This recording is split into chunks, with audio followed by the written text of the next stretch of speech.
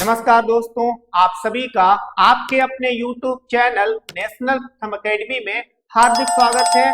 आज हम पॉलिटी के अंतर्गत इंपॉर्टेंट अनुच्छेद की सीरीज को आगे बढ़ाते हुए देखने वाले हैं अनुच्छेद 51A, अर्थात 51 तक हमने जो है कंप्लीट कर लिया था। अब इसके बाद में हम देखने वाले, तो जस्ट आइए बोर्ड पे और सीधे चलते हैं। ऊपर हमने लिख रखा है भारतीय संविधान के महत्वपूर्ण अनुच्छेद, क्योंकि इस सीरीज में हम कंप्लीट करा रहे हैं आपको भारतीय संविधान में जो भी इंपॉर्टेंट अनुच्छेद हैं और जो हमारे एग्जाम के लिए जरूरी है। तो इससे पहले मैं आपसे कहना चाहूंगा कि इससे पहले जो भी मैंने अनुच्छेद पे वीडियो बना रखी है वो सेपरेटली बहुत अच्छी तरीके से मैंने समझाया है, तो आप उन्हें देखें, उसके बाद में इस वीडियो को देखें, क्योंकि शुरुआत से देखोगे तो सारी चीजें आपको क्लियर होंगी। ओके, चलिए देखिए 51 तक हम लोगों ने देख लिया था, जो कि डीपीएसपी जिसे हम बोलते हैं, तो इसको हमने कंप्लीट किया था। आज हम देखने वाले हैं अनुच्छेद 51A के तहत मौलिक कर्तव्यों का वर्णन किया गया। तो आइए फटाक से देखते हैं इसे। मौलिक कर्तव्य कह रहा, मौलिक कर्तव्य को 42वें संविधान संशोधन अधिनियम 1976 के तहत भाग 4A, इसके तहत भाग 4A जोड़ा गया और प्लस जो है 51A ये जोड़ा गया। ठीक है, दोनों में ए है, तो इतना जो है समझते हुए चलना है। में डॉक्टर स्वर्ण सिंह समिति की सिफारिश पर अनुच्छेद 51A के तहत 10 मौलिक कर्तव्यों को जोड़ा गया।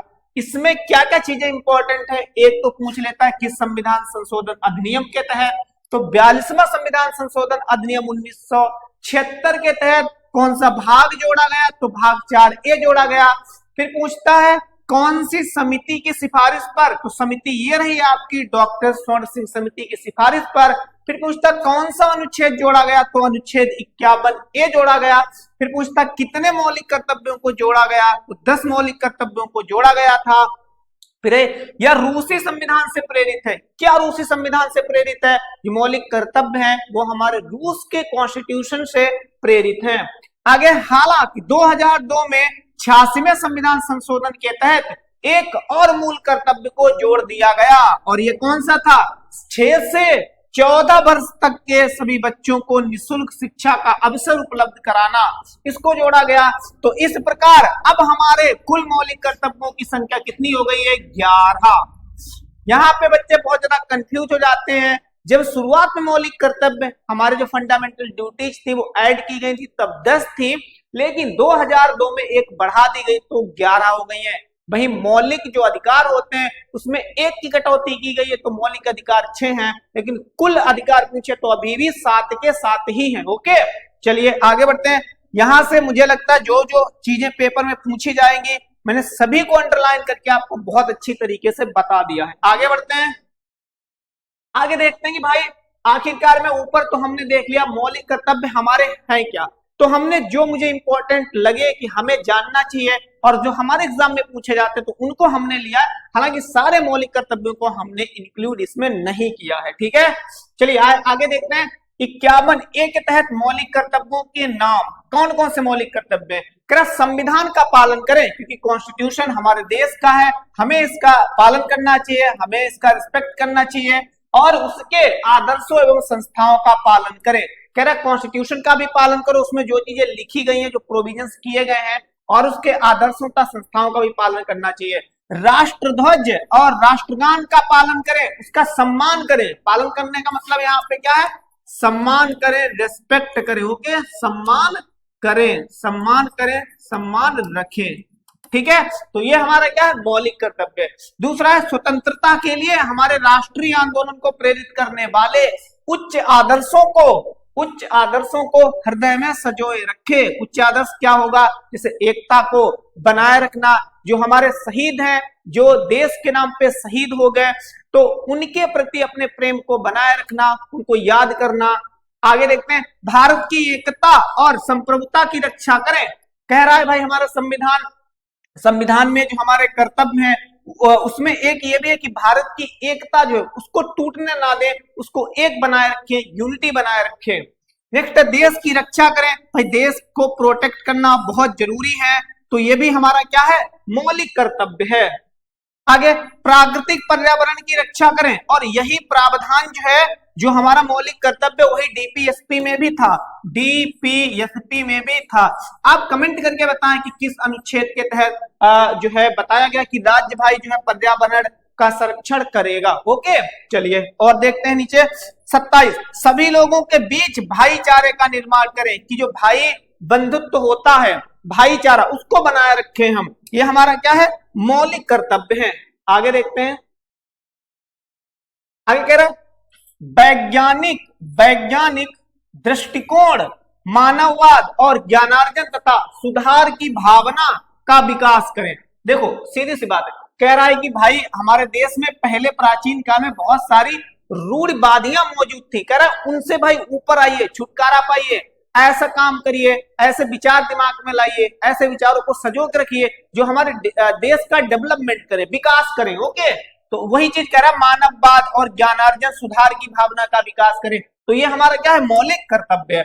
नेक्स्ट है सार्वजनिक संपत्ति को सुरक्षित रखें। सार्वजनिक संपत्ति का मतलब सरकार की चीज होती है, जैसे रोड हो गए, स्कूल हो गए, है ना, ऐसी चीज जो पब्लिक की होती है, पब्लिक ट्रांसपोर्ट हो गया, तो कह रहा है कि भाई उनको हानि नहीं हमें पहुंचानी है, बल्कि हमें उनको प्रोटेक्ट करना है। ओके, चलिए आगे बढ़ते हैं। कह रहा 6 से 14 वर्ष तक के बच्चों को निःशुल्क शिक्षा का कर्तव्य, तो ये भी कर्तव्य क्या किया गया, जोड़ा गया, ये भी कर्तव्य क्या किया गया, जोड़ा गया। अब अच्छा मैं आपसे एक चीज पूछ रहा हूं कि ये प्रावधान है, ये कितनी चीजों में है। एक तो यहाँ पे हमने पढ़ लिया, ये हमारा मूल कर्तव्य भी है, क्या है, मूल कर्तव्य भी है। इसका प्रावधान में हिंट दे रहा हूं, 3 जो है इंपॉर्टेंट सेक्शन में किया गया, 3 जगह इसका प्रावधान किया गया, प्रोविजन उल्लेख किया गया, तो वो कौन कौन जगह है। जैसे एक तो मूल कर्तव्य में अभी हम पढ़ रहे हैं ना वही चीज, तो एक तो मूल कर्तव्य, फिर एक कौन सा होगा, चलो एक मैं और बता देता हूँ, लास्ट वाला बताना। एक हमारा मूल अधिकार भी है, ये क्या है, मूल अधिकार भी है। तो लास्ट वाला बताओ क्या प्रोविजन है, किस प्रोविजन में इसका जो उल्लेख किया गया। ठीक है, चलिए तो यहाँ पे हमने जो है बहुत फास्टली और बहुत अच्छी तरीके से क्या कवर कर लिया है, मौलिक कर्तव्य कंप्लीट कर लिए हैं। इसके बाद में हम तुरंत अभी और देखने वाले हैं भारत के जो राष्ट्रपति होते हैं, जो प्रेसिडेंट ऑफ इंडिया होते हैं, उनसे संबंधित अनुच्छेद भी हम कंप्लीट करने वाले हैं। साथ साथ में उनसे संबंधित अगर कोई ऐसी जानकारी है जो हमारी एग्जाम अथवा हमें जानने की जरूरत है, तो उसके बारे में भी मैं बताऊंगा। चलिए आए ये देखते हैं, कह रहे कि राष्ट्रपति से संबंधित हम जो है अनुच्छेद को कंप्लीट करेंगे। तो आता है हमारे एग्जाम में राष्ट्रपति जो है वो किस भाग में आता है, तो 6 में, सॉरी मैं कह रहा हूं 6, 5 के तहत आता है, लिखा था ऊपर, किसके तहत आता है, 5 के तहत आता है। या फिर घुमा के पूछता है कि बताओ भाई केंद्र या संघ सरकार का वर्णन किसमें है, तो भाग किसमें होगा, 5 में। ठीक है ना, चाहे राष्ट्रपति आ जाए, क्योंकि राष्ट्रपति संघ या केंद्र का ही तो हिस्सा है, उसी का तो वो पार्ट है। चलिए अब इंपॉर्टेंट इसके अनुच्छेद देखते हैं। अनुच्छेद 52 से इसके शुरू होंगे। अनुच्छेद 52 में कहा गया कि राष्ट्रपति का भारत का एक राष्ट्रपति होगा, अर्थात कह रहे कि भारत जो राज्य है, जो देश है, उसमें भारत का प्रथम नागरिक राष्ट्रपति होगा, उसके पद का उल्लेख किया गया है अनुच्छेद 52 में, 52 में। नेक्स्ट है अनुच्छेद 53 में क्या कहता है, संघ की कार्यपालिका शक्ति, जो पावर होगी कार्यपालिका की, राष्ट्रपति में निहित होगी, जिसका प्रयोग वह मंत्रिपरिषद की सलाह पर करेगा। जिसका प्रयोग वो क्या करेगा, मंत्रिपरिषद की सलाह पर करेगा। मतलब सारे डिसीजन वो खुद नहीं लेगा, बल्कि जो हमारी मंत्रिपरिषद होती है उससे वो सलाह लेगा, और मंत्रिपरिषद जो रिकमेंड कर देगी वही काम वो आगे करेगा, ना कि खुद से नहीं करेगा। वो किसके सलाह पर करेगा, मंत्रिपरिषद की सलाह पर करेगा। ठीक है, तो 53 भी अनुच्छेद हमने देख लिया। अब नेक्स्ट देखते हैं अनुच्छेद 54 कहता है राष्ट्रपति का निर्वाचन मंडल। इस चीज को थोड़ा सा समझ लेते हैं, क्योंकि यहां से क्वेश्चन घुमा के भी पूछा जा सकता है।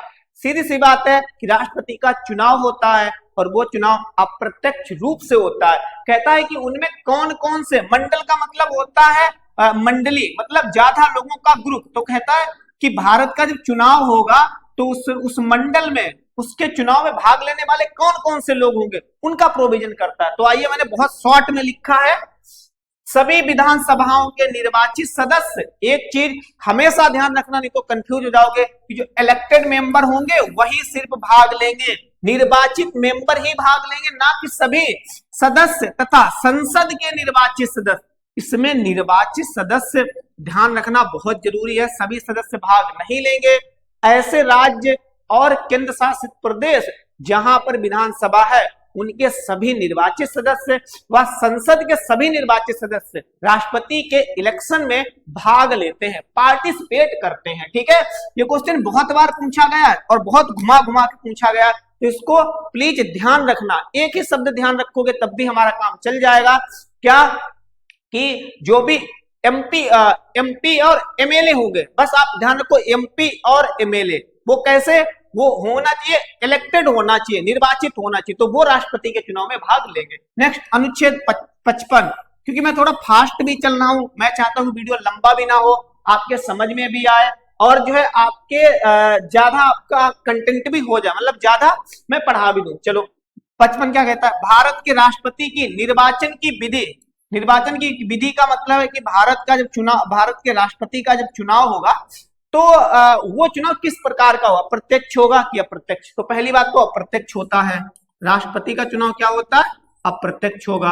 अब अप्रत्यक्ष के अंदर भी पूछ सकता है किस विधि का यूज किया जाता है, तो एकल संक्रमणीय आनुपातिक प्रणाली, इसको ध्यान रखेंगे, ये पूछा गया है।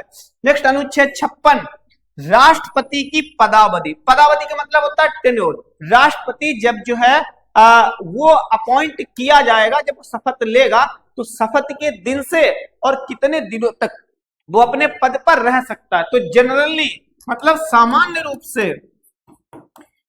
रूप से उसका कार्यकाल कितना होता है, 5 वर्ष का होता है। सामान्य मैं इसलिए लगा रहा हूं, अगर बीच में कोई दिक्कत ना है, दिक्कत का मतलब मान लो उस पर जो है महाभियोग, इम्पीचमेंट ही चलाया गया और उसके द्वारा उसे हटा दिया जाता है, तो 5 साल के पहले भी उसे हटाया जा सकता है, लेकिन जनरली उसका समय कितना होता है, टेन्योर 5 वर्ष का होता है। चलिए आगे बढ़ते हैं भाई।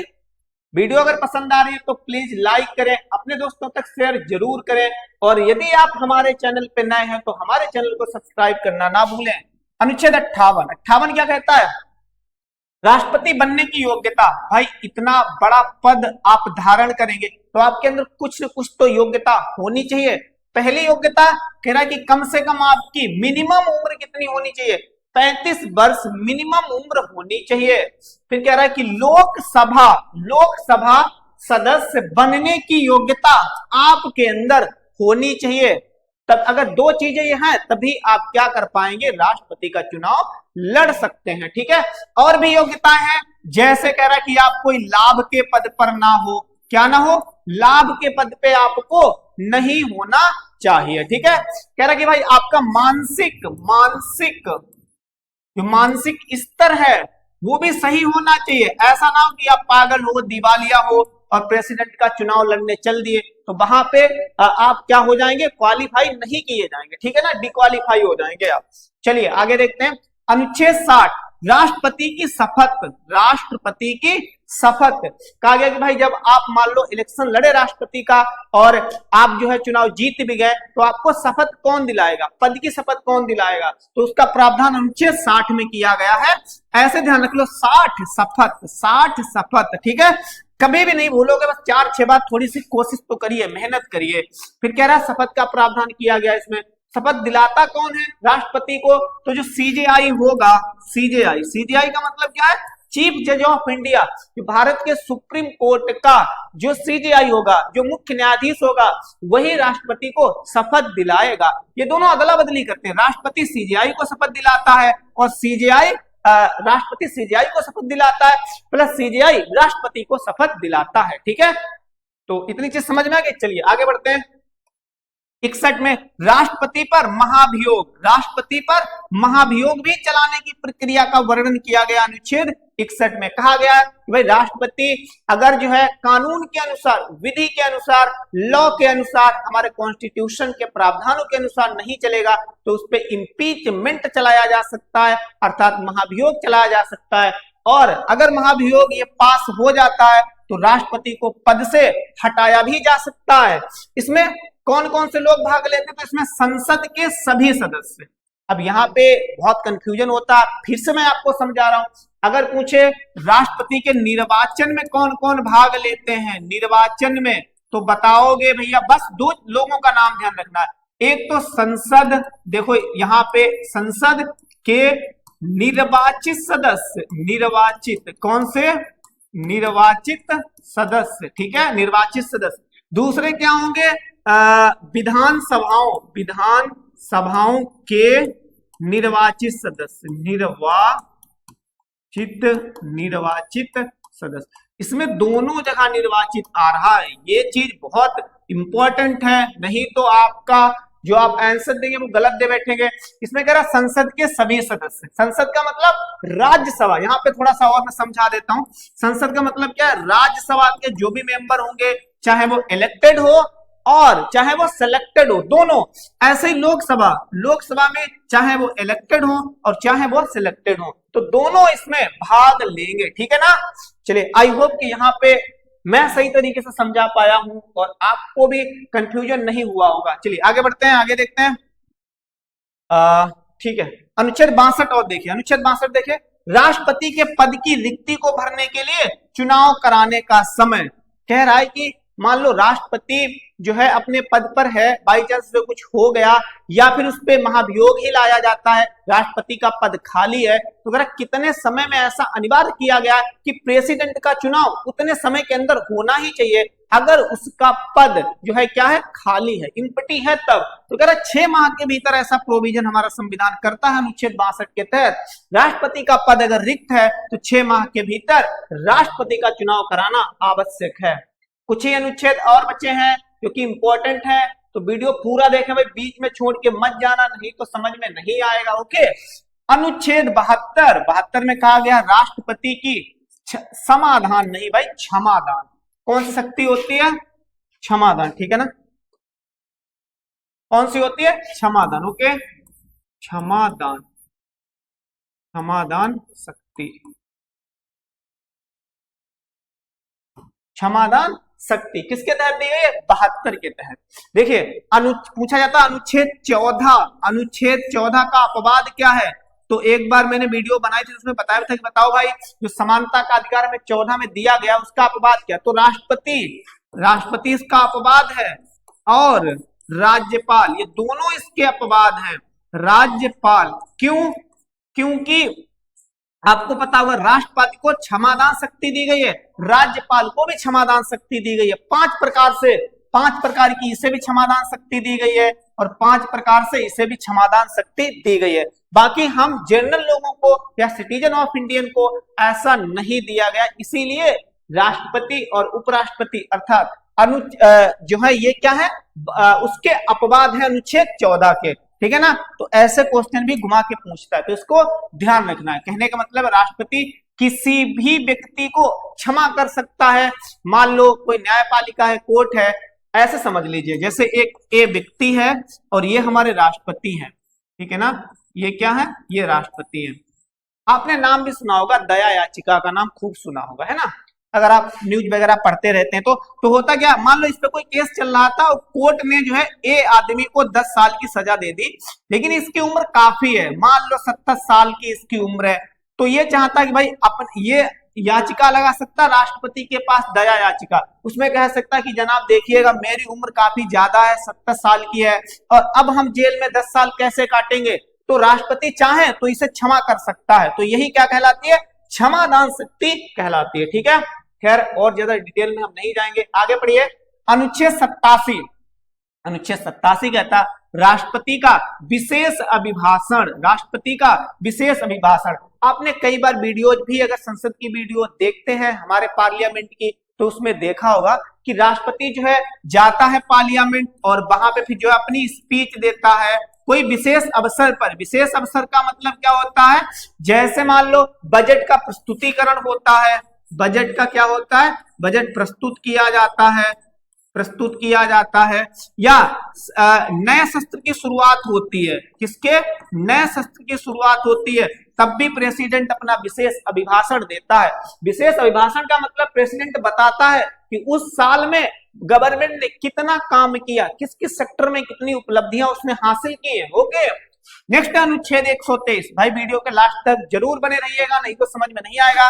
संसद के शस्त्रावसान के समय राष्ट्रपति की अध्यादेश की शक्ति, राष्ट्रपति की अध्यादेश की शक्ति।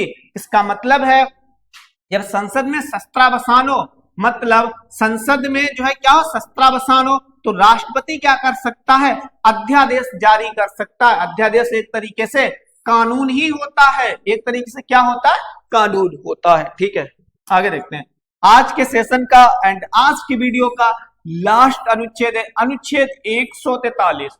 इसमें कहा गया उच्चतम न्यायालय से परामर्श करने की राष्ट्रपति की शक्ति। मान लो कोई ऐसा मुद्दा आ जाता है, कोई ऐसा इशू आ जाता है जिसपे राष्ट्रपति कंफ्यूज है कि ये सही है या गलत है, तो राष्ट्रपति जो है उच्चतम, कहने का मतलब सुप्रीम कोर्ट के पास जाके सलाह मांग सकता है, रिकमेंडेशन मांग सकता है कि बताइए ये चीज सही है या गलत है। तो साथियों आज हमने क्या क्या कंप्लीट किया है, मौलिक कर्तव्य कंप्लीट कर लिए हैं, प्रेसिडेंट को भी कंप्लीट कर लिया है। अगर वीडियो हमारी पसंद आ रही है तो लाइक करना ना भूलें, हमारे चैनल को जो है सब्सक्राइब अवश्य करें। Have a nice day and thank you.